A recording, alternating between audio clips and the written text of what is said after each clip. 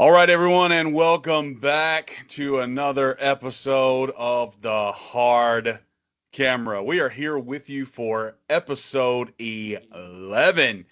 And man, we've got some catching up to do once again. Y'all know we were mortally wounded by what transpired at WrestlePalooza. We talked about that a lot on the last show. It was absolutely awful for everybody involved, probably including the superstars. And then we got surprised with one of the best pay-per-views we've seen in a very, very long time. We got to witness Crown Jewel, and Crown Jewel was a jewel.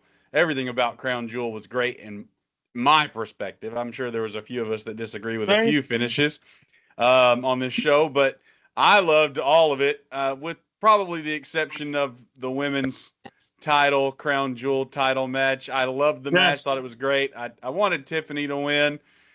Tiffany should have won. And the reason I say that simply is because what'll happen with WWE is they'll book Stephanie to beat Tiffany, who's been a juggernaut in the women's division, and then Stephanie will lose to random people, and it'll bring Tiffany's image down. Mark my words, that'll happen. But I digress. Crown Jewel was amazing. We've had a couple weeks of wrestling since then as well, which we're going to get into and talk about. Lots of good stuff. We think WWE's been at a peak. We think that's partly because of the horrible things that ESPN said about WWE's creative after the terrible reviews of WrestlePalooza.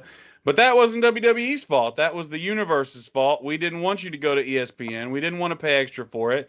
And we're making our opinion and statement known that we're not for the money grab. Ticket prices have gotten high. We don't want to pay extra to stream it. We don't want to have to do all this extra stuff.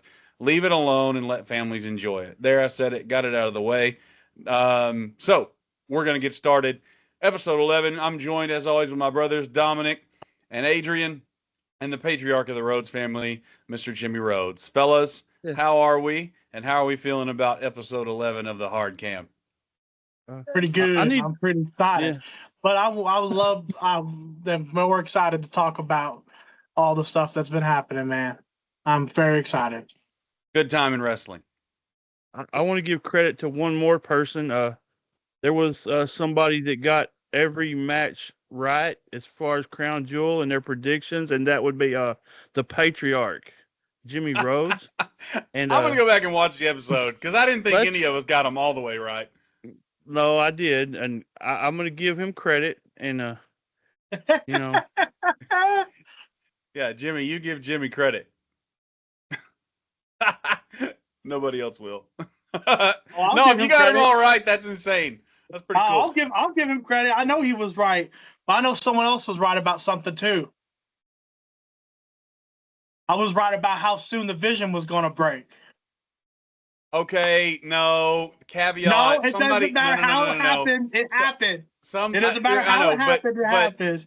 You weren't right because of prediction. You were right because incidentally, Seth Rollins sustained an injury, and they went ahead with plans to book him out. We'll talk about the Vision. Okay. I'll give you half a gold star. I'll give you half a gold star. Gold star.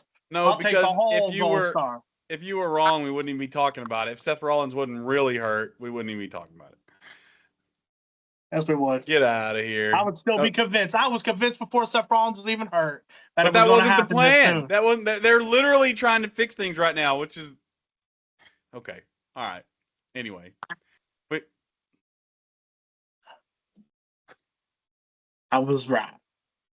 I was right too. I'll just give you one back. I'll sock you right in the bottom. Right. I was right. Roman Reigns lost. Yeah. Roman Reigns did lose. Hey, I'm not mad about that. That's good booking. I'm not. That's I'm great booking. It, actually. Well, let's do booking. this then. Rights and wrongs aside, Crown Jewel was a super good pay-per-view. And I'd love to hear what your thoughts were, any particular matches that stood out to you, some of the favorite takeaways. Let's just dive into it. Let's do a Crown Jewel recap. Go for it, fellas. I'll kick it off. My favorite match of the whole night. Man, I'll be honest with you, it's probably going to be a hot take by an Adrian's eyes, but the best match of the whole night for me personally was Cena versus Styles. I love Cena versus Styles. Adrian hates it because all it was a spot fest in his eyes. I don't care. It was beautiful. It was an absolute masterpiece. That match is top tier. One of his top 3 matches in his whole retirement tour.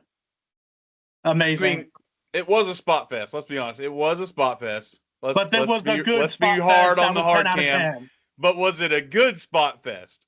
Absolutely, Yes. 100%. It 10 was a out of 10. great The best spot match fest. and spot fest I've ever seen in my life. Top 3 retirement tour match. It was better than CM Punk versus Cena. It was better than Randy versus Cena. It was literally number 2. The only match ahead of it is Cody versus Cena. The only match At ahead of it we all SummerSlam. know was Brock and Cena. That was Cena's best match. I lie. That was the worst match. No, I agree. We'll start with Cena, AJ. For those of you that didn't get to see watching the podcast, I'm sure you've seen it on social media, but Cena and AJ locked horns for one final time. It was a great match, and Cena's been telling everybody for a long time he's not going to be able to face everybody that he wanted to face on his retirement run. So what he has done is he booked a match with what he knew could carry it with him, and that was AJ. And him and AJ both gave tributes to people. They used other people's finishers, other superstars' signature moves. And just when you thought you had seen it all, another one came out that was better than the last. I thought that was magically scripted the way they did it. And I got to be honest with you, I felt it from home whenever John Cena loaded up the Sister Abigail. Yes. I mean, it was this after this after this, and I think honestly, the Undertaker's Tombstone Pile Driver was the final. Like, hey, this is the best wrestler in history. I'm going to do this for everybody that's watching. I thought that was cool too. But Bray Wyatt's finisher, may rest in peace, was one of the close to the end ones, and I thought the way they did that was super cool. Even if it was a spot fest, Adrian, I'll give credit to that. But yeah. John Cena won, and I mean, I'm going to predict this. This isn't a prediction. This is a spoiler. I think AJ's final match, honestly, will be John Cena one final time, and AJ will win. I think John Cena will pay it back to him. Remember I said this. Oh, wow. Well, It'll happen. We'll see. It'll happen. But yeah. Back to the match, though. I think my favorite part about the whole thing for me was that Cena was doing a lot of like the people that he's had in his past encounters moves, and AJ was doing his past, including people that are technically right now, when you look up their names, they're on rosters for TNA, and even some of them are on AEW. And he was doing their moves on WWE PLE, and they were okay with it, and then everyone knows it. And that to me was that was the most beautiful picture of the whole thing. He did Sting's finisher. He did a couple that of was cool. Samoa Joe's. The Scorpion Death Drop was cool. Mm-hmm. And he did one of Samoa Joe's finishers. But Cena did a callback. Okay, let's not call AJ a pioneer by any means, because there was the promo John Cena dropped where he said hello to Matt Cardona. And he said hello to somebody else too from AEW. Oh, so I mean, I know. It's cool. It is cool that they do that. And who cares? You can't fire them. They're going to retire. Right. Exactly. No, I'm just saying it was cool. I'm all around. It was awesome for me. And yeah, like you said, I felt it from home with the Sister Abigail too, man. Especially when the crowd started doing the fireflies with it, man. Yeah, bro, that was super perfect. legit, super legit. Well, there you have it. Dominic's favorite match from the card was AJ Cena. I think it probably was one of the better matches on the card, to be honest with you. Jimmy, tell me about your feelings about Perth. Well, it's going to be Roman Bronson, because that was great.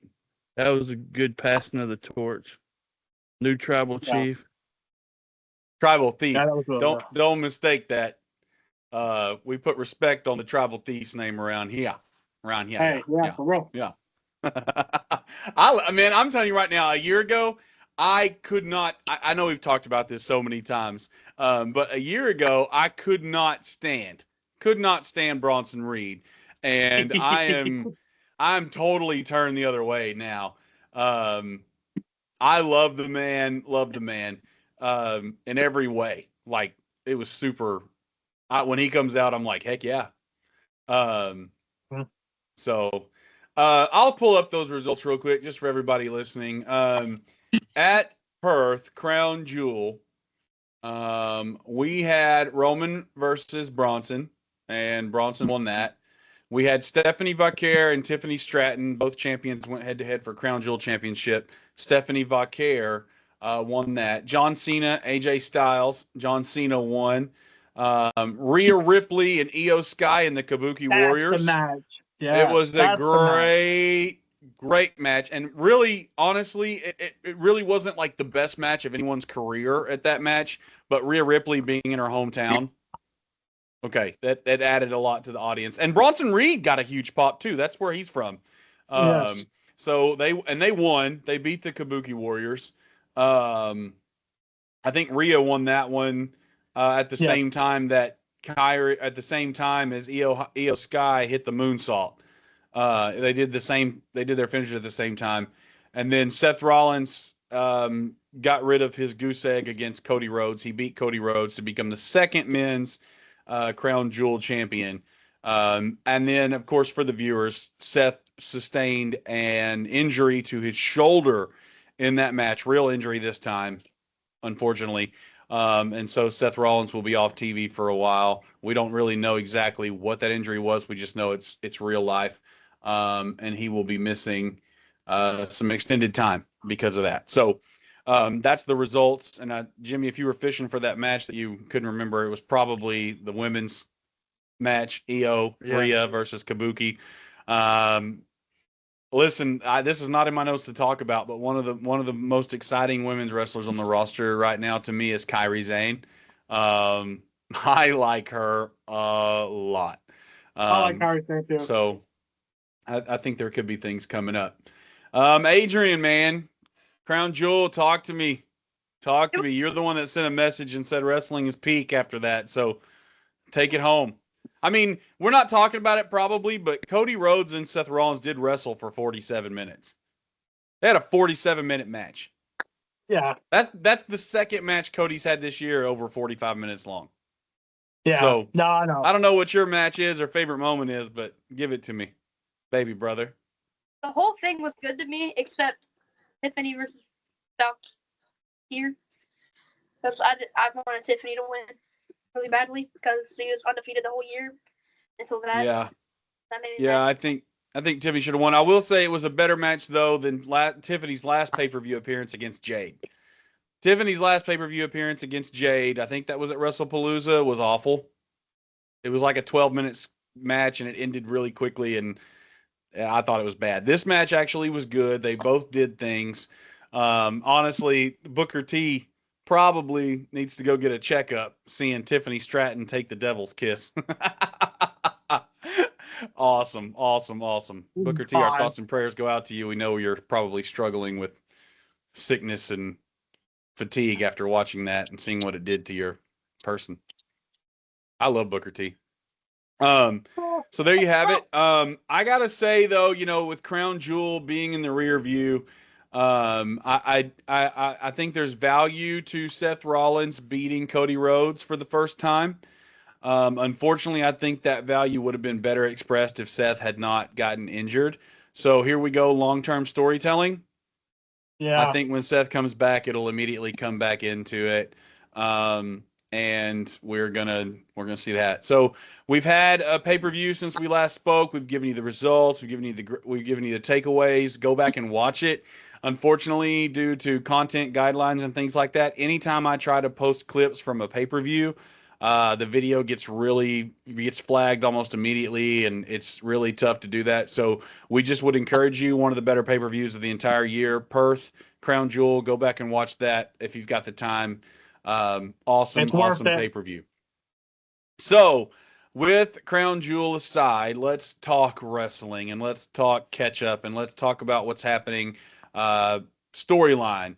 And one of the things I want to key on to get our show started here is we have received the official first trailer of WrestleMania 2026 back in Las Vegas again. And Adrian, listen, I don't know that anybody else is paying attention to the things they're supposed to be paying attention to. For months, WWE has given us promos and what does he say? Vignettes? Is that how you say that word? I don't. Vignettes. Vignettes. Yeah. See, I say a lot of words wrong. WWE's given us vignettes with stuff going on in front of us, but if you look at it and you find hidden gems in it, they play out. Okay? So we've got 4 people sitting around a table, and I know the wrestling world is so upset because of the people sitting at the table. But what they're not talking about is when Triple H entered the room, he passed by a Knight chess piece. He did. And there's another one on the other side. That wasn't there for decoration, fellas. That was there as hidden messaging. That Knight is going to work his way into the big leagues, the big names. I firmly believe that was purposeful. And I purposefully believe that Knight is going to do one of 2 things. He's either going to win the Elimination Chamber or he's going to win the Rumble. Rumble fits him more. LA Knight winning Rumble is definitely a really goated idea. I am all for it. I'm all for it. I'm really. It's his time. It's his time. It's past due his time, but now more than ever, let my man win the Rumble and let's see what happens. Like the world is so behind him, and the reason I want to start there is because I don't think enough people are talking about that hidden gem in that trailer, and I think there's something else that everybody's missing too, but I haven't found it yet. I've seen one major social media post about the Knight piece, and actually that came after I posted the one on our Facebook. I said, guys, we're missing a big detail here. I know everybody wants Knight, and it's like, okay, it's there. It's right there. Like, that's not decoration. That's intentional. Yeah, no, I agree with you. I don't disagree at all. I've seen one video about of the Knight piece too. I thought that was really cool. I also have been thinking that the people who are saying that the 4 people sitting at the table, that means that's our 2 main events. Like that's just, I don't know. That isn't. I think that's a little. Well, it can't be both the main events. I mean, I guess it could be, but you've only got one champion sitting at the table, right? You've only got Cody Rhodes. It's a long time. Punk. Well, you have Punk, who's about to literally fight for the World Heavyweight title on Saturday. He'll win. No, yeah, let's be honest. Saturday night's main event. As much as I love my boy Jay, I'm literally right there. I'm right there. I said it the second that Seth Rollins got hurt and the title got vacated. The second they announced it, the second that happened, I literally told Adrian, I said, it doesn't matter if Bronson Reed wins, it doesn't matter if Braun Breaker wins, it doesn't matter if LA Knight wins, it doesn't matter if Jay wins, Jimmy wins a Battle Royal. It doesn't matter who wins that Battle Royal on Monday Night Raw. All we're watching is number 1 contender for loser to CM Punk. CM Punk's gonna be world champion. I disagree with you. I think we said something smart on this podcast a few months ago that didn't happen, but it was still smart. When Naomi had to vacate the title, we thought there was going to be this long storyline with it staying vacant because people were going to ruin everybody's championship opportunity. I don't think Punk or Jay is winning at Saturday night's main event. I think there's going to be interference and it's going to go DQ and no one's going to win it. And I think it's going to be in contest leading up to WrestleMania. Because let me tell you why I say that, and then I'll turn it over. But we've seen so many superstars get the belt and the universe turn on them once they have the belt. Right now, everybody that is chasing the championship is better because they're chasing the championship, and it's part of their big story, big finish. I don't see how they can let anyone win without bringing them down again. There's not the only person on the roster right now that could win the belt, hold it for a while, and the fans not turn on him, unfortunately, I believe, is Braun Breaker. But he's not in it. So I think that the division is going to disrupt things, and that's going to continue to cause issues with Paul Heyman because Paul's telling them, hey, calm down, chill.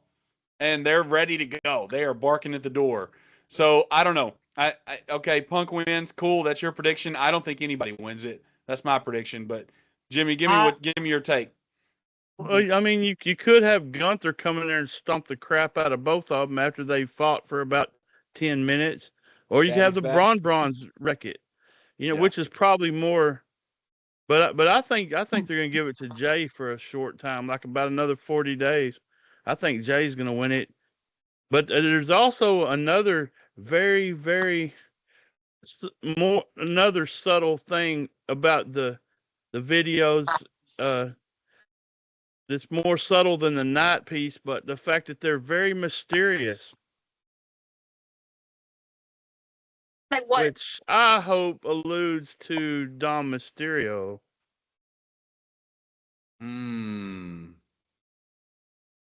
Okay. Because look, go for it. If we're doing pop of the month, Dom is getting the best pops of everybody in the company right now. I mean, dirty Dom, dirty Dom. Yeah, that's only Cody and Roman ever got that, and he's getting it. He almost won the Battle Royal this week. They're blowing him up right now. I would not be surprised if he is not in that picture. Well, to second your point, he is huge, but I don't know that they're blowing him up.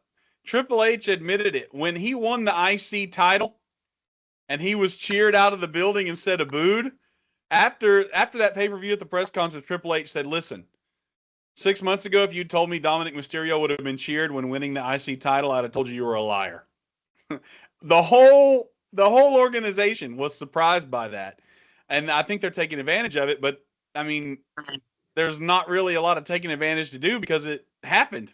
It just happened. I mean, Dominic in all Mysterio honesty, at became some time, big. I hear what Dad's saying, and I mean, like, I could see it, but also I can also see them, like, since they're so caught off guard with it, and it still keeps working no matter what Dom does. Like, No matter. even it doesn't matter. Like, Dom cheating, they're getting cheered. Dom just straight up clean, having a phenomenal match, they're cheering. It doesn't matter what Dom does, and because of that, I wouldn't be surprised if they just let this whole thing just like sizzle for a little bit, just like. I mean, technically they are, but right. You're right. I'm Sizzle talking for a little bit. About like you. Let's talk about wrap it up in tin foil, put it in the smoker for overnight. You know what I mean? Like, yeah, that's what I'm saying. Here.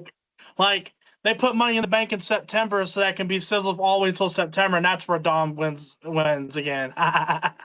Well, to subliminal messaging, I know I pointed out the night piece. And Dad pointed out some mysteriousness about it. There's even claims online that it was done by AI, which, I mean, I could see some people don't really look like themselves in some parts. But and WWE did say they were going to start using AI in some of their production. There was one other key thing, too, and we can talk about anything we've seen so far, but I feel like we're missing a big detail that I can't catch up on. Of course, Finn Balor trolled and put the demon doll in his post about it, which I thought was funny. There's a video going around of them sitting around the table, and then you've got Finn Balor's demon doll sitting on the table. That got posted. I thought that was fun. Yeah, that was but fun. The reveal to this was 4 videos that involved shoes. 5. Shoes. Or 5 videos, I'm sorry. I thought the 5th video was just Paul Heyman's ring. No. There was only 4 sets of shoes. No, there's 5 shoes. Okay, my bad. Mistake that. I want to be right. But who's been focused on shoes for the last 4 months? Bronson Reed. Yeah. Okay, yeah. Tribal Thief, and you're debuting shoes. Okay, there's a connection there. But some good takes here. The night piece, shoes, Tribal Thief, Mysterio, cool. I don't know. I don't know if y'all picked up on anything else, but that was something I definitely wanted to bring to the forefront. There's more to it than just people sitting around a table. I don't know if there's something in the chips. I don't know if there's hidden messaging on the table somewhere. I've wanted to really look at it, but I was so busy telling everybody the night piece. There's more to this. There was something about breaking the bank too. That could be Breaker. Did they say that? It seems to me like there's something about that. I know they said it's anyone's game, and I don't know what that means. Well, that's Triple H, but Well, he Yeah. ain't gonna fight. No. I was hoping there was some kind of like hidden snake somewhere or Viper for Randy Orton, you know? Yeah. I'm like you. I haven't even really watched all those. I want to look at their ties and see if there's anything on their ties. WWE's done such a good job with this since the debut of the Wyatt Six that, it's there. It's hidden. We know we're gonna get Demon Finn again soon. The demon has shown up in random places. He's been on AAA with his demon mask. He's coming back. So it's pretty cool foreshadowing, I think, that gets us excited about what's to come. But okay, there we have it. The WrestleMania preview has been announced. Long time still. You're right. We're not even WrestleMania season yet. We got 2 more months, but we're talking about it, and there's some cool stuff surrounding all that. Awesome. Okay. Well, what else? I've got several things, but I don't want to get ahead of myself. Anybody got something that's like, hey, we need to talk about this? I mean, oh yeah. Needs to win ASAP because Cody Who? Rhodes. Who? Adrian, what'd you say? Drew McIntyre needs to win because Cody Rhodes is slowly going heel. Jacob Fatu. Who attacked Jacob Fatu? Who attacked him? Okay, we can Who talk attacked about it. Jacob Fatu? It wasn't Drew. One thing I'll tell you about Drew. Drew has never lied. Never lied. He has never lied. And if they book him as a liar, I will punch booking team. Dude. I don't think you can punch it. I'm joking. Oh, I'll try. Drew has gotten up, even when you hate to agree with him, and I never hate to agree with him because I love Drew. I'm as big a Drew fan as Dominic is a Jey Uso fan. The only reason I can't say I'm the biggest Gunther fan is because Jimmy exists, Rhodes. So I don't even want to contest for that. But Drew has never told a lie. He's gotten up there and he's told everything's black and white about superstars, about scenarios, about situations, about the crowd. All of it. He's always been. And he comes out and he says that I didn't have nothing to do with that. And I agree. I believe him. I think the wrestling world believes it. Nick Aldis believes it. He literally said it on SmackDown. He was like, you wouldn't even book me for the championship match if you thought I had something to do with this. So I'm not guilty. He said that to Nick Aldis. So and was then it Cody they Rhodes? got interrupted.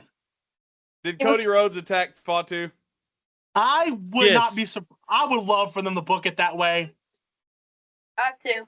But yes, I believe it's either Cody, and there's only one other person on this roster. Even though I don't believe Cody's capable of it, there's only one other person on this roster who could hit Jacob Fatu so hard that his teeth come out his mouth. And I know it's all prop, but you know what I'm saying, WWE, that could do it. And I believe that that's a punt kick from Randy because he's like, how is he number one contender, but I'm not? or maybe Brock. Well, Aleister Black has some pretty heavy kicks too, but I don't think he's involved. They're not putting Aleister in the undisputed title scene. No, they're not. But I hadn't thought about it, honestly. I thought it was just going to be pretty point blank Cody Rhodes did it. But that could set up Cody feuding with Randy if Randy's sabotaging people and Cody doesn't get the heel turn we want. He sabotaged Fatu. He sabotaged, and I could see like either at, I don't think it'll happen at Saturday night, unfortunately, even though I want it to happen then. I could see at Survivor Series, that's like a big moment. Randy Orton sabotages Cody by revealing he did it to Fatu, and he's doing it to Cody, and now Randy's back to being heel, and now there's in there. And I think we're going to have to wait until Jacob tells us who did it. I think Jacob knows. Oh, Jacob knows. Jacob's return is going to be beating the living out of the person who did it. Yeah. Or it could be where they do this thing where you think Jacob's going to come and take his revenge on Drew, and it's not Drew. you know, Exactly. and Yeah, just like Jay so did to Naomi. so for the universe, yeah, just like Jay did for the universe, let's be looking for a match, not Drew and Cody. Let's be looking for a match that Drew McIntyre's in with somebody. Jacob Fatu's music plays, and you know Jacob's not coming to attack Drew. It's the other person. What would be beautiful, dope to me in a way. I'm sorry, just because I love Fatu enough for them to do it, and I know they probably won't do it, but it'd be sick.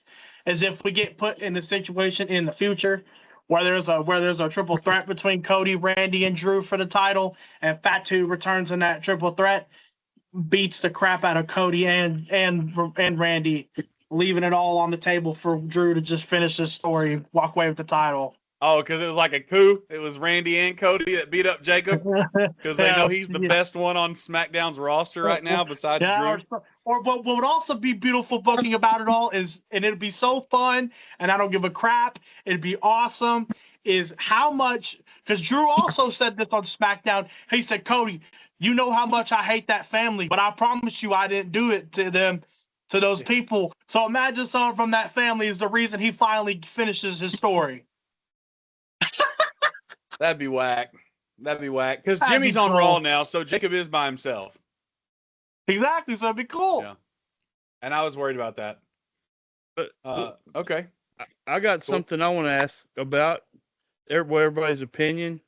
I think War Games was, instead of getting all the main stars hurt like they've been doing in the past, I think that the big match is going to be Wyatt 6 against MFTs in the two cages. And I want that so bad. That'd be great. Every year Bronson Reed got hurt real bad. You know, I don't think they can afford to do that again this year. I think it'd be great because they just left them hanging in that one match where they were squared off against one another. And the only thing is, who's going to take Nikki Cross's place? And we've all been talking about that too. Well, I'm going to be honest. I think this is my take on what you just said. I'm completely fine with that. I would love that. I think that's a good idea. I think everything you're saying makes all logical sense. But unfortunately, I don't know. I have some doubts that they won't do it. Well, you know, and just for some flavor on that, I don't know that the Wyatt 6 will ever have a fifth because of Bray. I think War Games would be super special if the Wyatt 6 went in and took the Fiend's mask with them and laid it at ringside. 4v5. That'd be all right. But we've talked about Aleister Black, and I could actually see him putting Sami Zayn there because they got to do something with him. He's not going to be off TV. Yeah, because the Wyatts won't go after Sami. They won't do it. They haven't done it historically. If they had to do it, the Wyatts and Sami versus the MFTs, because the MFTs are ruining Sami's life. Okay, give me a little face. Another person on the SmackDown roster that the MFTs keep ruining too is Shinsuke, and I think Shinsuke's gimmick and makeup and everything would fit well with the Wyatts. Yeah, let's talk about Shinsuke. We haven't covered that. Shinsuke made his return to WWE, fought in the U.S. Open Challenge, didn't win it, but he made his return. And honestly, guys, he made his return in Australia. Honestly, he got a really good pop. Yes. Yeah. But He was on the downward slope, bad down slope when he left. Yes. And he got a really good pop when he returned. You want to know why, though? You want to know why? Because it's proof that I don't care what anyone on this podcast or our fans says. It's proof that the theme, songs, entrances matter. Shinsuke's peak career was when that entrance song that he returned with this past time at the U.S. Open Challenge was when he was going to WrestleMania after he just won the Royal Rumble to fight for the world title. Yeah, okay, I noticed that, Shinsuke, and I agree with you. And to that point too, I'll say they're going to have to change Sol Ruka's intro song if she's going to make it to the next level. The Surfer theme ain't going to carry her for long. Maybe so. That reminds me, her Surfer theme when it plays, it reminds me of Lex Luger's old intro that was so bad, and he held on to it for so long. Jimmy, do you remember Lex Luger's terrible intro song that he came out to? Yes.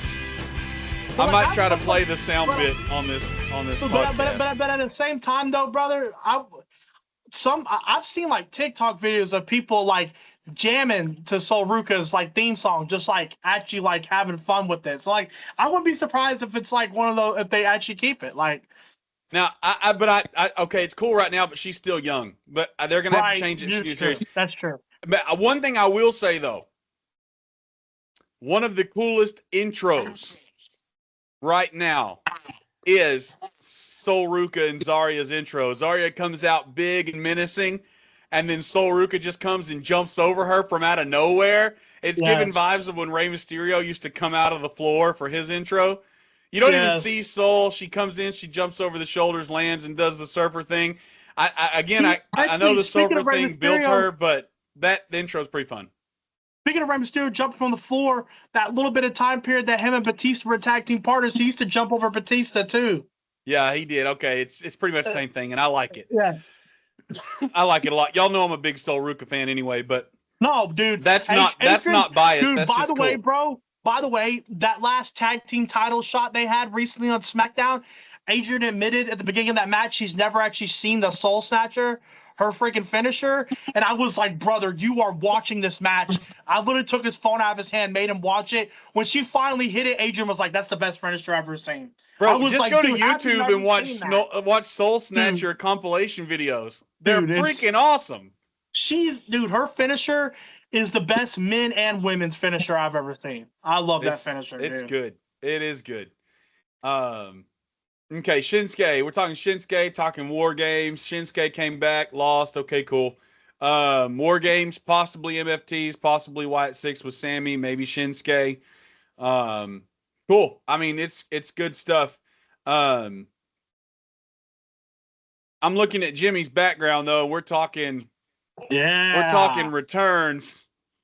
Yeah. Let's actually focus on this because we have talked about this man on just about every single podcast since we've started, hoping for the best, and I honestly feel like we got the best. Jimmy, you're bringing it to the show. I'm turning it over to you. Tell me all about the return of the Mad Dragon. Yes. We ask our fans to give us your opinion of who would dethrone Sammy, and I hate to say it, guys, nobody won. We didn't see this one coming. This one was great. I've seen so much potential for this man, and when he came out, Ilya Dragunov, it was total energy. And he took everything from Sammy, and Sammy took everything from him. But he pinned him fair and square. No outside help, no cheating, just out wrestled Sami Zayn and pinned him. And we have a new United States champion, Ilya Dragunov. That match Ilya was so good. It was so good. So good. Both because of that match. Hold on, let me set a precedent. Let me set a precedent real quick. Because of that match, no one on the podcast is allowed to say anything bad about Sami Zayn tonight. Just tonight. Facts. No, that's facts. Yeah, I had mad respect for him for that match. I have to admit that. Look, I'm gonna go ahead and I'm gonna come out. I'm gonna come out on the gate. I'm gonna come out the closet if you want to put it that way. I don't care. Hot take. Hot take. I have had mad, almost 1,000 billion% respect of Sami Zayn the whole U.S. title reign. I really loved the U.S. Open Challenge. I think every match was really good, even though quite a few of them had interferences, they still, before the interferences, were amazing. Sammy, yes, was there a lot of times that Sammy was obviously being forcefully pushed, he made mistakes, blah, blah. I don't care. He still put on great matches with people every time they were done, and I loved them, and I loved every single one of them. And I love the effort he put into the U.S. Open Challenge. And his last match with Ilya just topped the cake for it. Yes, I love it. I'm sorry. All right, as much as it does make my stomach hurt just a little bit, I'm going to go ahead and agree with you. The U.S. Open Challenge has been good.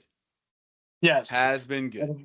It started off rocky. I wish that John Cena would have just gone ahead and beat him. I don't think Sammy should have beaten John Cena. I will say that. However, the U.S. Open Challenge has been great. It has been full of really good matches. Yes. I still think our boy, Mr. Bouncy, had a really great match against Sammy for that championship. 100%. But Ilya and Sammy had probably a better match than any on the card at Crown Jewel. I'll put it out there. I'll say that. And Ilya won. He is back. He looks like a monster. He's definitely put on some muscle. He's still rehabbing his knee. You can tell he's wearing a knee brace still. I think that will go just like Charlotte's knee brace is gone. And then he came back. He came back the next week. I want to talk about his follow-up match. He came back the next week. He gave a pretty good promo talking about how he wants to be a good champion, and I hope he's champion for a long time. Me too. Also good, his match with Aleister Black. It didn't finish. Damian Priest came back. We'll dissect all this. Damian Priest came back. It ended in DQ. Ilya's retaining the championship. I think Ilya will be a very strong champion. I think he will be very good, and I'm really excited about this. Yes, same. I will also. Sorry. No. Go ahead, because I got some things I want to talk about in regards to. Well, really, it just goes back to giving it. It's just another piece of flowers for Ilya. When his return was booked so beautifully, by the way, by them, because bro, when his music hit. You can ask Adrian, and if I could get every person in my house to get on this camera right now and say it to y'all, me and Adrian lost our minds so hard whenever he came out, dude. Like the shocker, like that never saw it coming shocker moment, scream, make you jump off the couch, good WWE moments that we haven't seen in a while. That was one of those. I woke up my entire house that night from the way I acted. I think the WWE's got to be taking pointers from the hard camera at this point. They should just call, and we'd love to work with them. Because you're the one that said that Ray Phoenix challenging was awful because they revealed it backstage. Ever since that episode, they have given us surprises, and the surprises have just gotten better and better. You're right.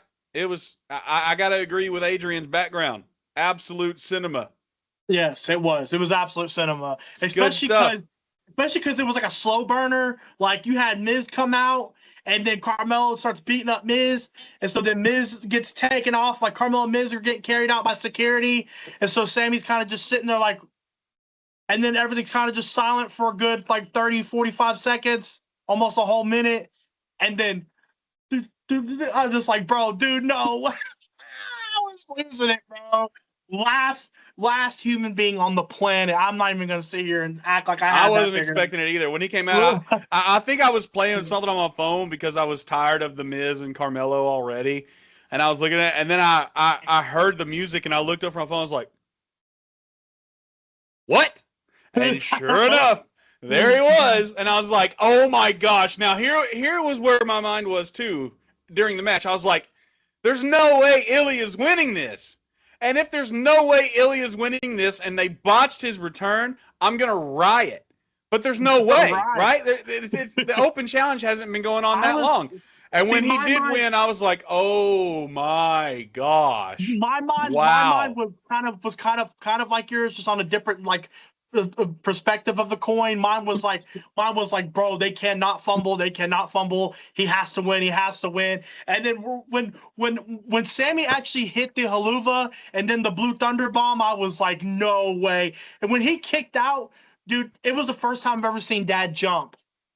It was the first, like, dude, I was like, you haven't seen Dad fly? Dad can fly, bro. I've seen Dad fly. I've never seen major thrust. Okay. Dad's flying abilities are so spectacular. He does it without jumping. And that's why it's the first time I've ever seen him jump. Not so much. Well, you just imagine how I could do if I had Dragon Lee's wings. Wings produce wins, bro. I don't think the wings made it back from the UK. or wherever they Yeah, were.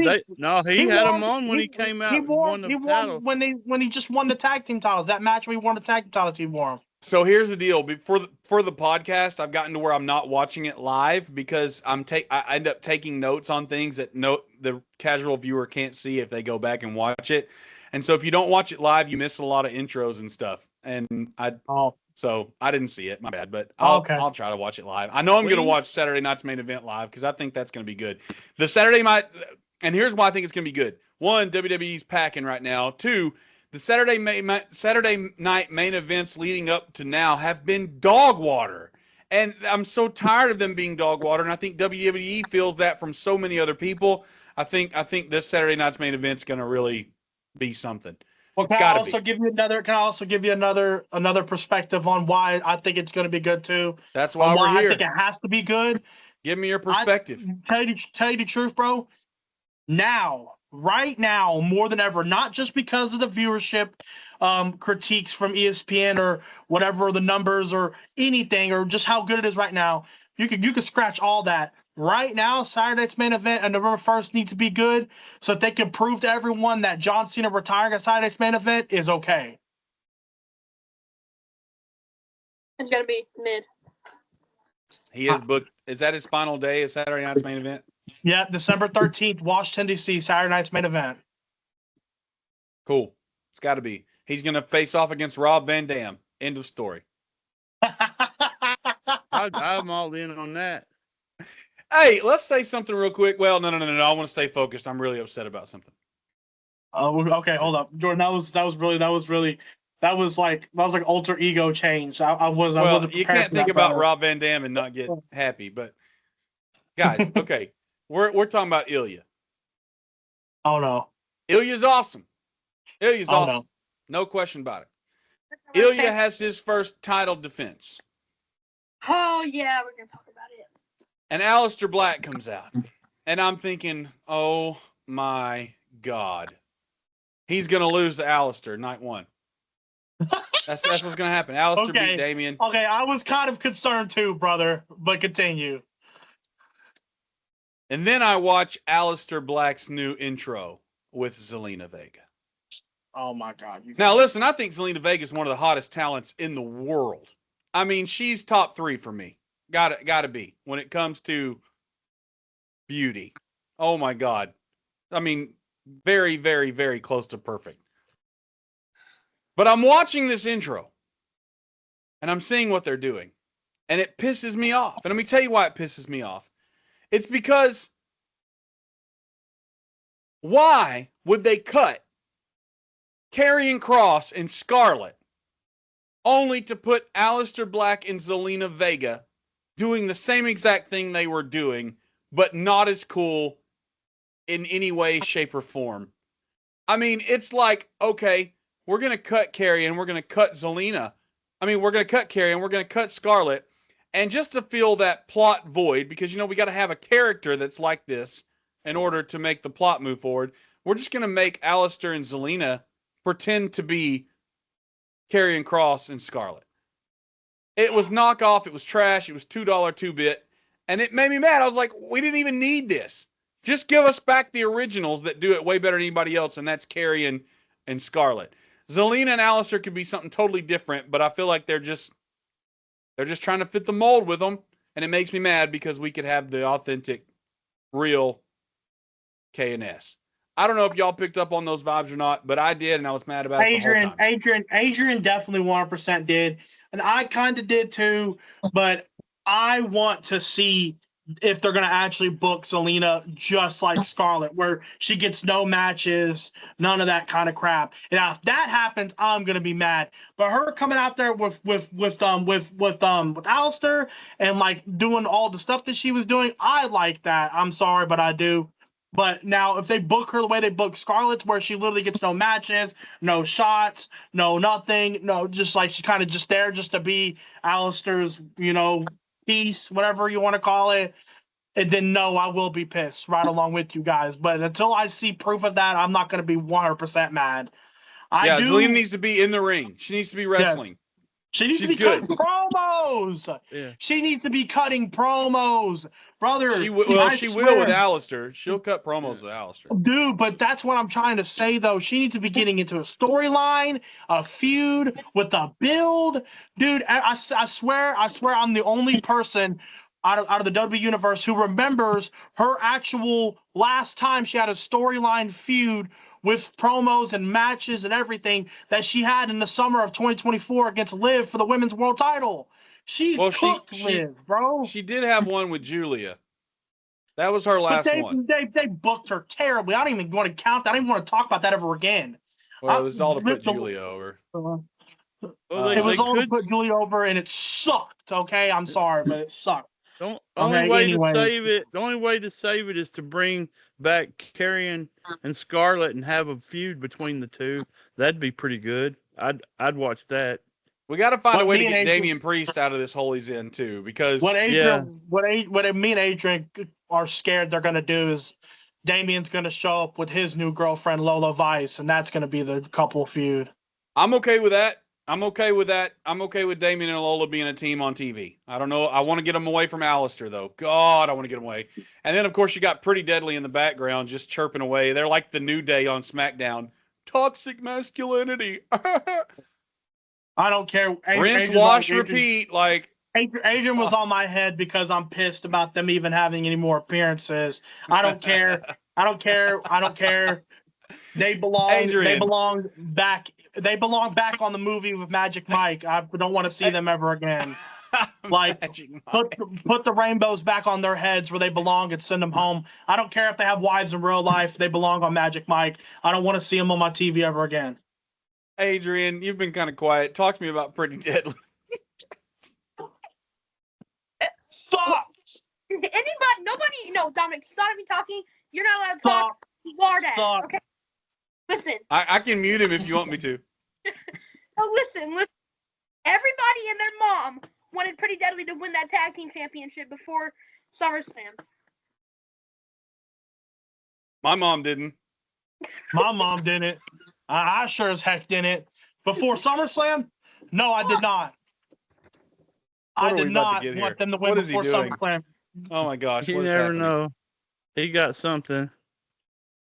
You're lying. What you got? What'd you go get? Nothing. I was trying to break into the Dominic's door. He's right next to me.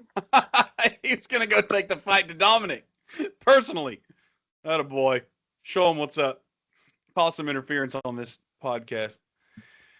I don't know that I ever wanted Pretty Deadly to do anything except actually be deadly, as in die. Oh, God. No. Look. I mean, there's worse things. I don't mean the people. I mean the people. I mean the on-screen characters. Just let them die. I hear you. I hear you. But before the road I know you like them. That's Adrian's dark horse, by the way. He really is a Pretty Deadly fan. Listen. The road to Mania, Pretty Deadly was actually kind of being booked halfway decent. They were cooking people. Like, they were actually doing pretty good promos. They're putting on pretty good matches. And I thought they were going to do this huge, big tag team. I thought the TLC match happened at SummerSlam was going to happen at Mania. And then at the time period, I thought that the cool Mania moment, because the way they were booking Deadly at the time, I honestly thought it would have been somewhat of a cool idea if Pretty Deadly would have won that TLC at Mania. But then they cut them off and they stopped booking them properly, and I stopped giving a crap about them, and I still don't give a crap about them, and they're still trash, and I'm on Jordan's side. They need to die off TV and go away and do what they do best, and that's dance on the stage somewhere away from me. I want to roll it back. Pretty Deadly died for me when they came out and they wanted to write music for Nia Jax's being queen when she won Crown Jewel. Oh, God. That ceremony. Adrian, look me in the face and tell me that wasn't absolutely awful. When you had Tiffany Stratton, Nia Jax, and Pretty Deadly in the ring, and Pretty Deadly was there with their new song, and they were going to celebrate Queen Nia. That's when I looked at Pretty Deadly, and I looked at them I said it before I even knew the words. I looked at the TV screen and I said, this is a flop, flop, floppity, flop, flop, brother. Hey, listen, I want to say something real quick though, and I'm gonna admit it before Adrian tries to come on here and say it. I'm gonna admit it.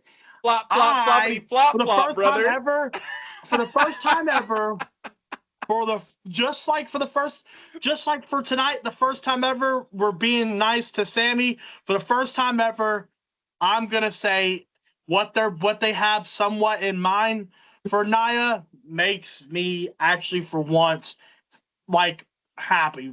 Not even because I want her to have success, but just because she is away from the main event scene. She is away from the main event scene. Well, Dominic, please tell everybody, what is she doing? She's about to do. She's fighting. She has a match with Alexa Bliss on Friday, and she's showing. And I don't know if everyone knows this, but Alexa Bliss years ago, when Alexa Bliss won Money in the Bank, she was actually tag team partners or like a helping aid to Nia Jax at the time. And then Nia Jax was women's champion, and pretty much just like Tiffany did to Nia, Alexa Bliss did that to Nia a long time ago. And so they have some history with each other. And Nia is possibly about to get a tag team partner, and I can see that being thrown into the tag team mix, especially since they have Alexa fighting Nia and Nia approaching them. And Charlotte's all like, Nia, we've had history, but I'm a changed person, and you need to change too. Let me tell you what Nia is about to do. Let me tell you what's about to happen on Friday night. It is going to be revealed that Nia Jax has taken the position of Slagent in the Secret Service, and she's about to team up with Chelsea Green. That'd be cool. I'm sorry. You can be mad. They will turn on Alba. Bye, Alba. Alba's done. And it will be Nia and Chelsea. Okay. Sounds awesome. I love it. That'd give us some less floppy. Okay, let's roll this back, though. We're getting way over here. This conversation started with Ilya Dragunov. Congratulations to Ilya Dragunov. We on the Hard Camp support your title reign. You're not from the U.S., but we'll personally buy you whatever documentation you need so that you can stay here and be our champion. We love you. Donald Trump, stay away from this man. He is royalty. Okay? But we talked about it, and then we led to Ilya's first return, and we talked about Alistair Zelina being a knockoff, Karrion Kross Scarlett. We hate that. But this show would be nothing if it wasn't for a good old-fashioned botch of the week.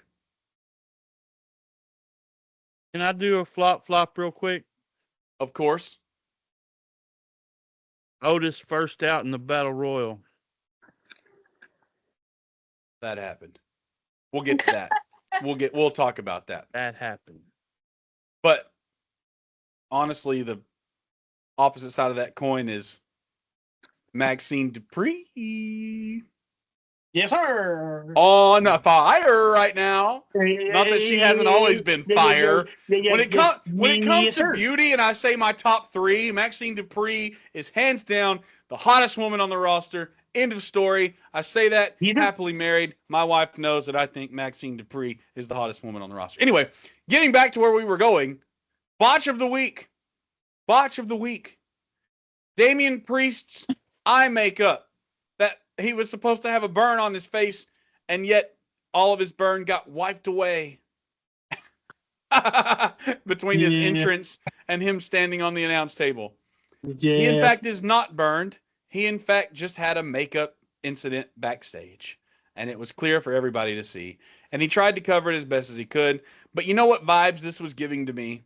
You know what this made me think about? This made me think about when Kane came out, and the very next week, Sean Waltman made Kane put one of those little cigarette things up to his neck so that he could speak. And that was it. We never had to use it again. He spoke like this. And then everybody suddenly learned the next week that Kane actually could talk without it. I love Damian Priest, guys. I'm a big Damian Priest fan, and I really can't stand what is happening to him on SmackDown. He needs to reunite with Rhea Ripley. It needs to happen.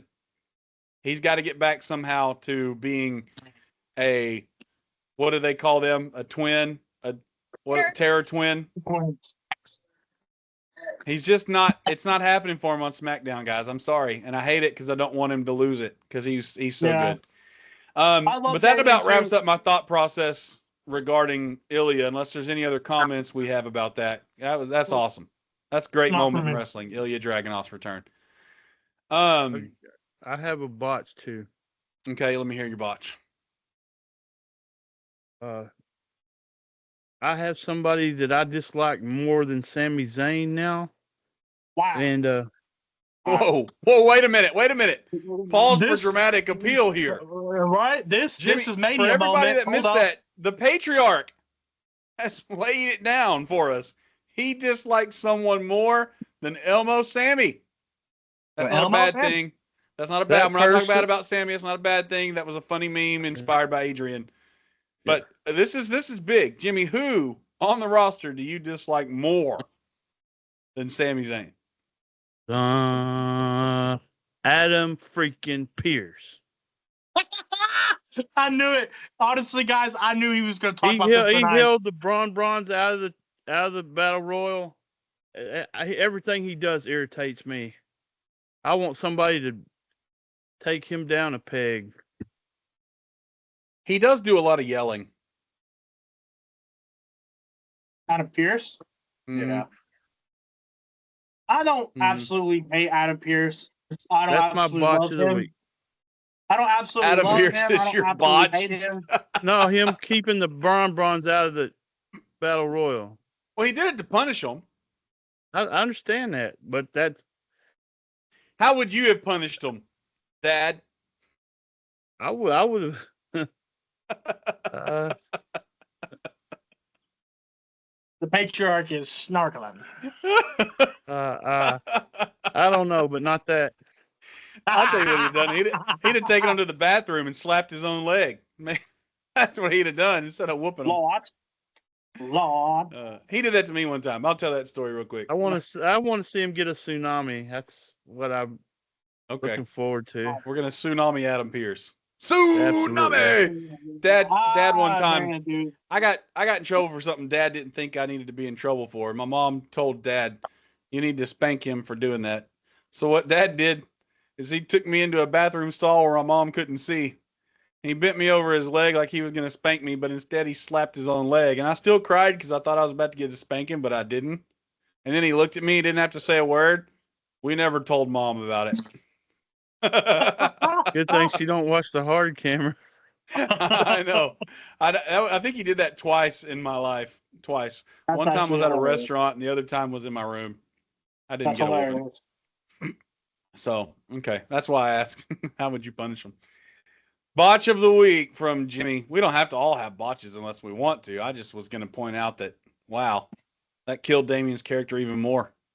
Battle Royale. What are you talking Huh? about? Botch of the week was Jey Uso winning the Battle Royale.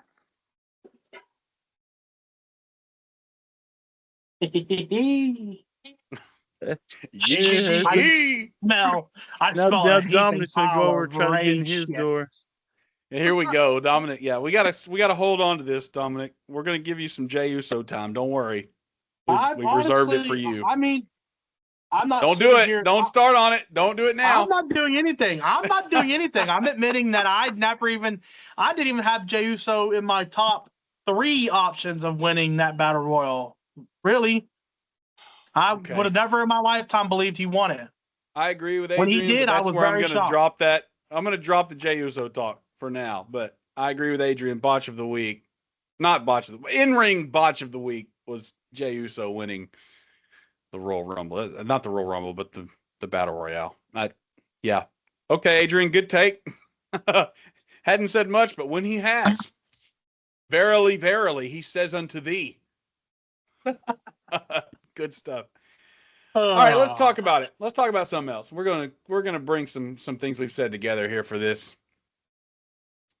We really need to spend some time, and I know I talk about them every week, but we need to spend some time here. I need some help. Judgment Day.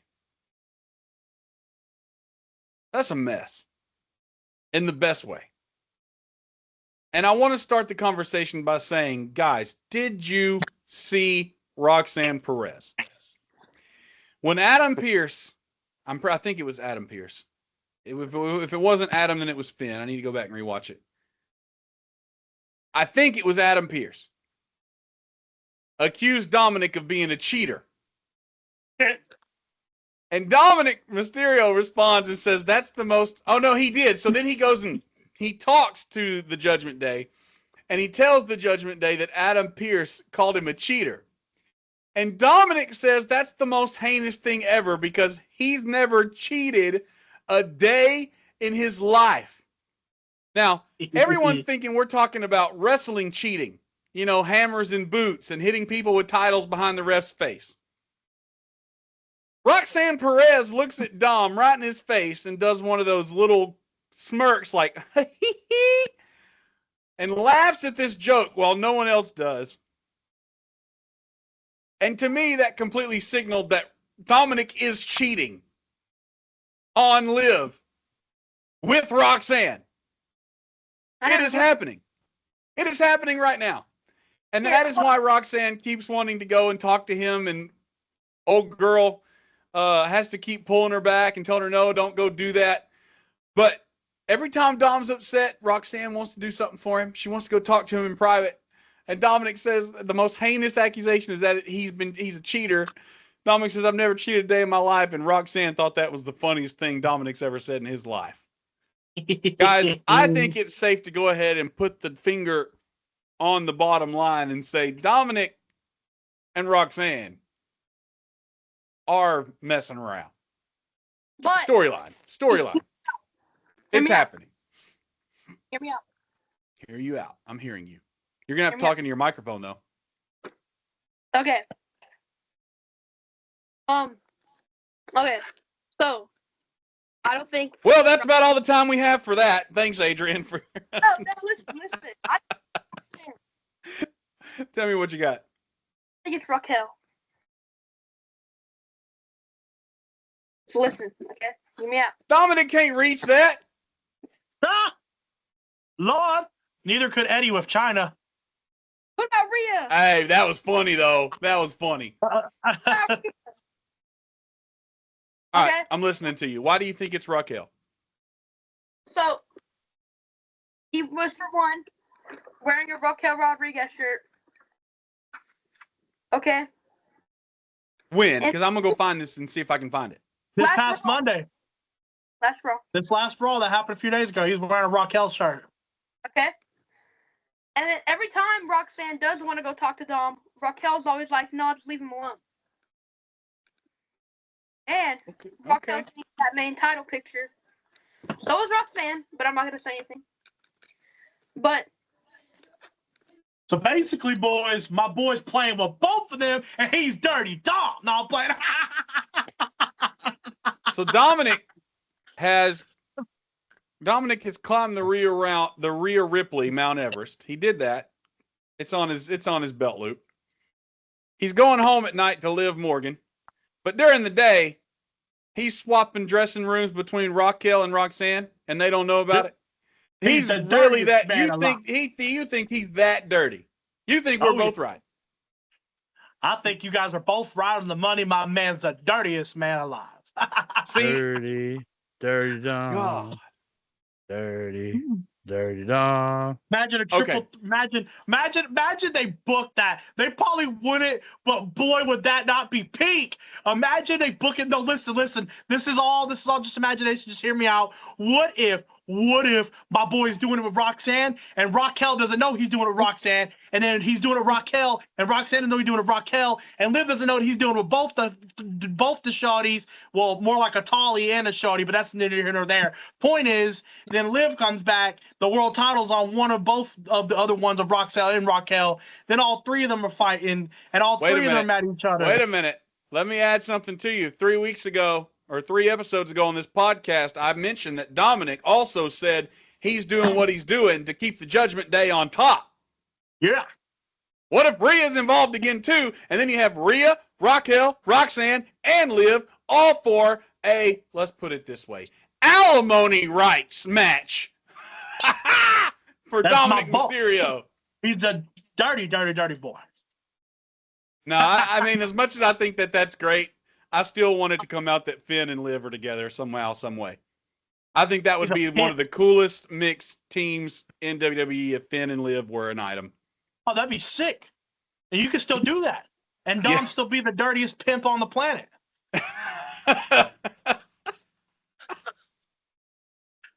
Dom. Oh man, that was a real laugh there. That was awesome.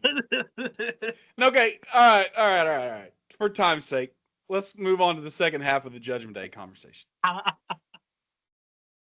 There was huge talk online, and I know we don't normally handle online, that it would have been really, I really couldn't believe how many people were behind this. I know Dominic's big over, but there was a lot of universe saying they wished Finn Balor had won the Battle Royal. Yes, oh my God. It all ties back to when Finn Balor got injured and he had to vacate his first and only world title he ever had. And right when Seth's hitting the peaky top of his success, he gets injured and he has to vacate it. So everyone thought it would have been a beautiful story, long-term rehash if Finn Balor would have won it. And yeah. I'm over here on an island, I guess, then, because I was really hoping Otis would win, but, you know, that's neither here nor there. I was for Ibar. Second half of this conversation, though. Second half of this conversation. They didn't help Dom in his match, and Dominic called on the Grandes again. Yeah. I really, really think this is leading to where Dominic gets them a tag team something. And right now it may be indirect because, you know, they're not wearing the tag team belts, but they do have a match Monday night against AJ and Dragon Lee. And if they win them back, it would be direct. If they don't win them back, it'd be indirect. But I think Dominic is going to help them get tag team titles, and that's going to be the nail in the coffin with him and Finn and JD. I think it's going to come out that he helped them do it. And I think that's really going to be the catalyst here. Yeah. It's been leading up to that. But again, I don't know who the third Grande is. Who is it?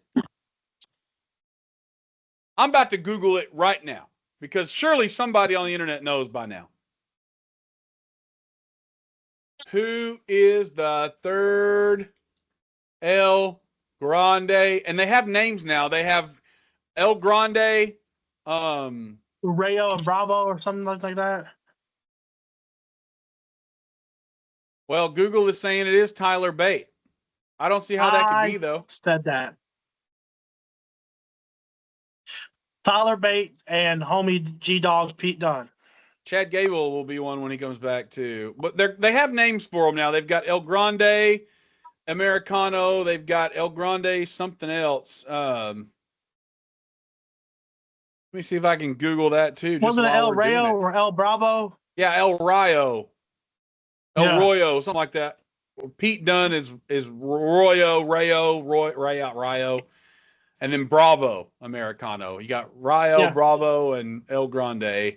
Yep. And then we'll see where Chad Gable fits in. What if, guys, hear me out, just while we're talking about this, we won't spend much longer on this. What if Maxine wins it? What if Maxine wins a belt, and the night she wins the belt, Chad Gable comes out and tries to get back in her good graces? Bro, I'm listening. Hear me out. This that you could tie into what we're talking about right now. Okay, bro, here we go. It's time to cook. All right, now listen, bro. On Monday, this past Monday, Adam Pearce said, you have beaten the Intercontinental Champion twice. So therefore, anytime, anywhere you want the Intercontinental title match, I will book it. You deserve it. It's yours. When do you want it next week? And she says, no, I don't want it next week. She actually even offered it to be at Saturday's main event this Saturday. And she said, no, I don't want it yet. I'm going to take you up on it, but I need to go talk to someone and get more prepared for anything she throws at me. It's got to be AJ Lee. It's got to be AJ. And I'll be back whenever I'm more prepared to do it, to take anything she throws at me, and I'll be ready to take it. And he says, anytime you show up and tell me you want a shot, it's yours. Bro. But okay, it could be AJ Lee, and that'd be fun, and I get that, and that'd be cool. But you're bro, going for Chad? What if it's Chad? I Because think when Chad's a heel. Because Chad's been heel for so long, and he's been dirty, and he's been acting like that. So she goes to Chad, an old friend, and she's all like, "Tell me everything I need to be if she prepared dyes for." her hair black and gets all heel on us, I'll love her even more. Door, bro. And then, or even better, she went and got advice from Chad, and then got taught some heel moves by a person who's been off TV for a little while, who could use a repackaging, who could come back and be heel, and it could be a team with Gable and Maxine, Natalia. Natalia will never be heel, bro. That's where you lost me. She's heel on every other program that she shows up on. Yeah, she wears all black, and everyone begs for her to do it. Everyone begs for her to show up as Natty. No, bro. She's the last member of the Hart Foundation. She's not gonna do it on She's heel on every other program that she shows up on, and people want her to show up on WWE the same way. It's been asked for. When Chad Gable comes back, he will just take over as El Grande Americano, and all of a sudden we'll have the return of Ludwig Kaiser. That's what's going to happen, and it's time for Imperium to form up because you got to beat the Vision. You got Ilya back, and yeah. And I think Lyra Valkyria is going to be an Imperium. I don't know. I think maybe even Rusev. I read reports that Ludwig hates working with Gunther. He doesn't like working with them, and he doesn't want to do it anymore.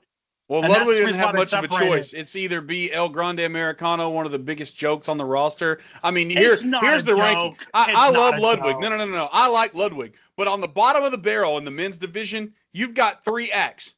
You've got, and I'm going to rank them, Pretty Deadly at the bottom. The New Day at the bottom. Right above them, and the only reason they're above them is because they get actual matches, El Grande.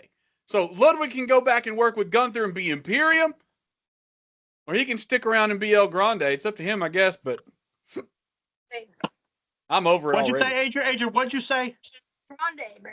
That's the best gimmick on the roster. It's the best gimmick in wrestling. It's the best. It is. I used to hate on the storyline, but I've never hated on the gimmick. It's a European dude pretending to be American dude while also pretending to be a luchador while speaking fluent Spanish and English and mastering all the luchador moves and keeping his technical wrestling skills on top of all of it. It is the greatest gimmick of all time. That's going on TikTok. Put it on TikTok. Other podcasters and creators who are huge have said the same thing. El Grande is the greatest gimmick of all time. Now, I thought it was cool when they thought that anybody in the world could just come out as El Grande. Like, I thought if R-Truth came out one week as El Grande, it would have sold me. I'd be like, oh my God, this is cool. But now they've mastered it. Ludwig Kaiser has mastered it. He's so good at doing it. They put him on AAA. And he's talking Spanish, cutting Spanish promos with people, and then he's on WWE doing what he does on WWE. It is so fire. It's the best Ludwig Kaiser's ever done in his career. He's way better now than he ever was on Imperium. All he was on Imperium was Gunther's lackey. Okay, because of your fervor and zeal for this, and obviously you and Adrian are on the same page, which is rare, I'm going to give you the nod and say, okay, I dig it. I don't like it, but I dig it.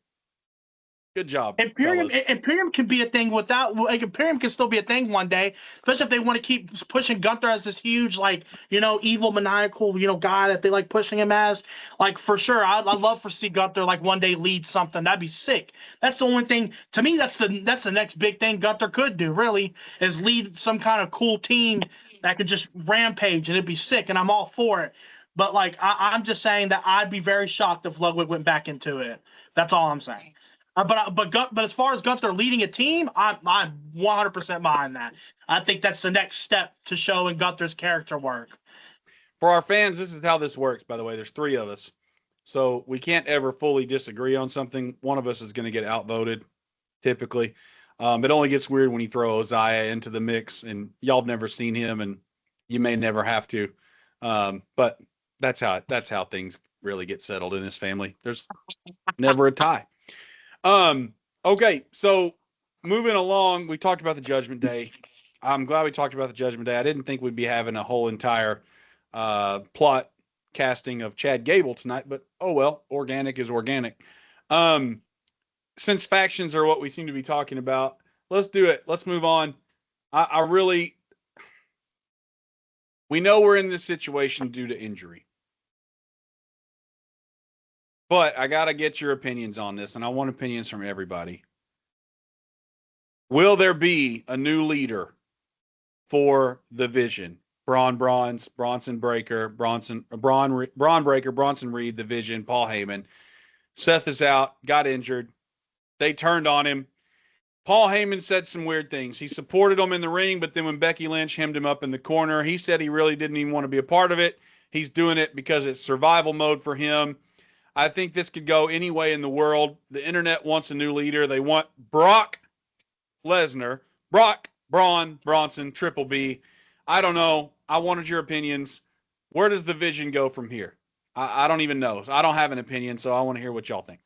I was told by Adrian that I looked too hard into that backstage segment with Becky and Paul. Look into it. I'm telling you, look into it. Paul Heyman might have been the only truth we might have gotten from Paul Heyman was when he talked to Becky. Yeah, and that's a fact. But at the same exact token, though, only reason why I'm going to be honest, I don't know if I necessarily want them to get a leader.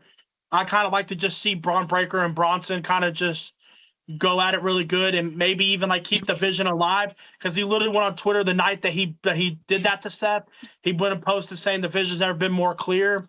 And so, like, I would kind of like to see them if they're gonna elevate. If the whole point of the Vision was to elevate Breaker, like Paul Heyman said in the ring, then I'd like to see them add like maybe one or two more people, and those one or two more people be people that need to be in there.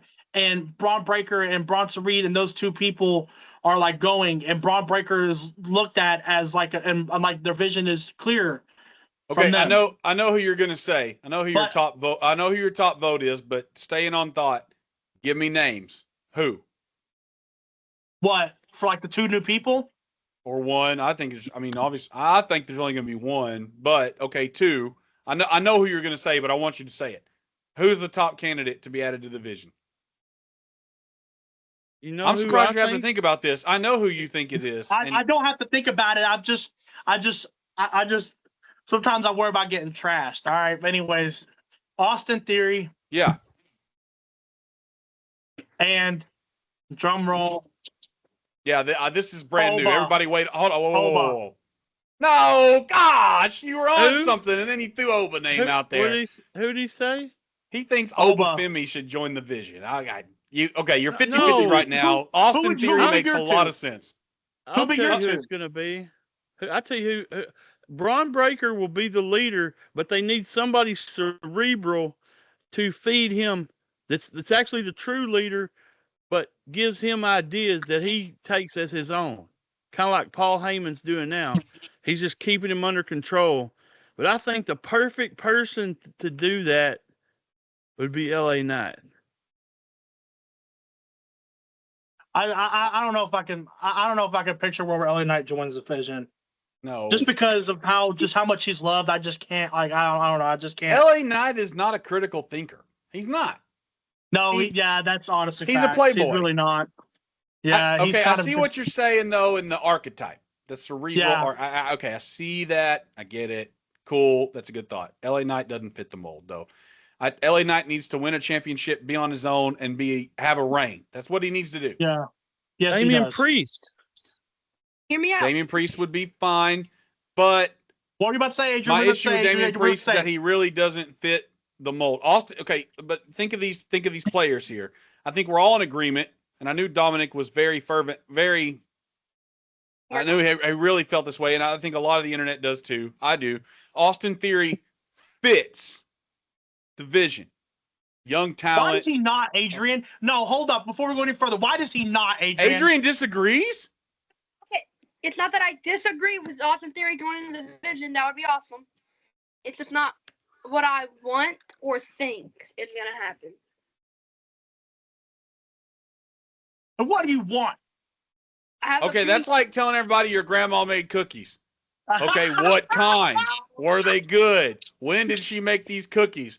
I didn't even know your grandma was still alive. I mean, come on, like you just leave it open-ended like that, and we're like, okay, tell me. What's going on, brother? Listen. Okay, this is a very bold prediction, but then again, not really. And I've talked about this with Dominic and Kevin a little bit. But listen, the World Heavyweight Championship match is coming up, and Jey Uso. Okay, what if with the Vision there is no leader? They're even, and that's why they kicked out Seth. Because Seth was too, I'm better, I don't need anybody, and so they were like, okay, no, we want to be equal. You know, yeah, Braun Breaker already is high up. Bronson Reed beat the Tribal Thief. You know, they're up there together. There doesn't need to be a leader. Okay. So, what if Paul Heyman, like he's been? This is facts. Hey, just took it. Okay. And Jey Uso's always wanted the bloodline to be even. That's why he's always had a problem with his family. He's Roman. Listen to Roman. Listen to Jimmy. But what if he's been listening to Paul? And then they all come Paul together. Heyman told him back in July, right before SummerSlam, that I love you like family, Jey Uso. He also told him his family would betray him. He did tell him that. What if Jimmy goes to portray him at Saturday's main event, and then the Breakers stop Jimmy from doing it, and then he joins the Vision? Oh my God! See, brother, now dude. this is where I was going to counter Adrian. I don't know that it's if there's going to be a third member, it's not Jay, but I definitely think that there is candidacy for Jimmy Uso to join the Vision. What? You think there's more candidacy for him than Jay? Let me hear me out. Paul told Jay that his family would betray him. The closest family member to him would betray him. Paul called it. Paul has not been wrong on his predictions, not ever one time in the history of wrestling.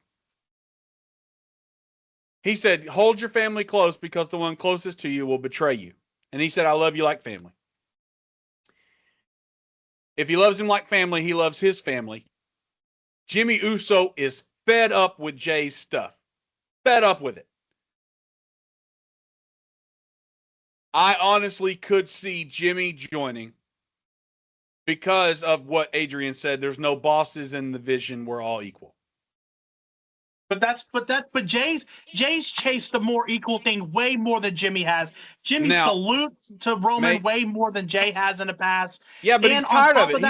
He's been telling Jay, listen, hear me out. There's more to this. He's been telling Jay for weeks not to listen to Roman. And then Roman even asked Jimmy to his face and didn't get a response. What's your issue with Jay listening to me? Hello? It's all there. Now, what's cool is it could be either one. And here's where I think this could actually play out to be cool. Jay's been talking to Paul. Okay, I like that. Jay's been talking to Paul. Just when we think Jay is going to join the Vision, swerve! Jimmy betrays Jay and joins the Vision instead. Okay, Masterclass.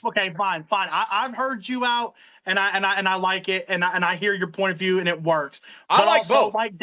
But also, just like Dad said, and like you just said just now, both really work, and both can be booked as really cool swerves, and both have valid reasonings behind either one. So really, let's just put it this way. We're in a really good peak moment with this, okay? Let's just put it this way. We're really final take on this. Obviously, we want Austin Theory. Yes. That'd be cool. Yes. I think Austin Theory, this is why, though, okay? Hold on. I'm not talking about Austin Theory right now. Everybody thinks it's Jay. Everybody thinks it's Jimmy. Swerve of the year. Roman leads the Vision. He was already offered it by Paul in ring. He's taking him up on it. Boom. The only reason I don't see that happening is because of Crown Jewel with Bronson. I don't see it happening either, but it's a possibility. It is a possibility. I'm just taking everything that Paul has said and orchestrated and putting it on the table. Facts. The only hey, hear me out. There's only one other wild card in this whole thing, and it would be really cool because hear me out. This person is upset that he's being looked over. major upset. We've already mentioned his name. Randy Orton becomes a Paul Heyman guy, and the Vision becomes Evolution 2.0. Lord, that'd be a bigger plot twist than Ilya coming out. Woo! All right, I'm done. It could be anything, but yes, Austin Theory would be the number one choice. It'd make the best sense. It'd be a cool faction for a long time. Anyway. Oh man, no, but okay, moving on.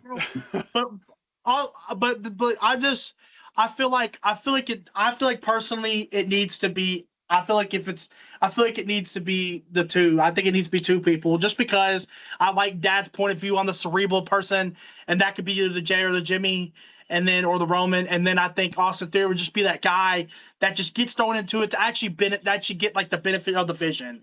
You want to keep the name of the faction truthful and fruitful, so you get at least one guy in there that can mold, like they've done for Bronson Reed and Braun Breaker. Now you throw another guy in there to elevate Braun Breaker and Bronson Reed even more, to show that they can mold a guy too, or really Paul Heyman. But you get what I'm saying. And I think Austin Theory has the old resume that hasn't been really used enough to be able to show back up and be put in that situation, and people like it. So, all right, well, we are running out of time.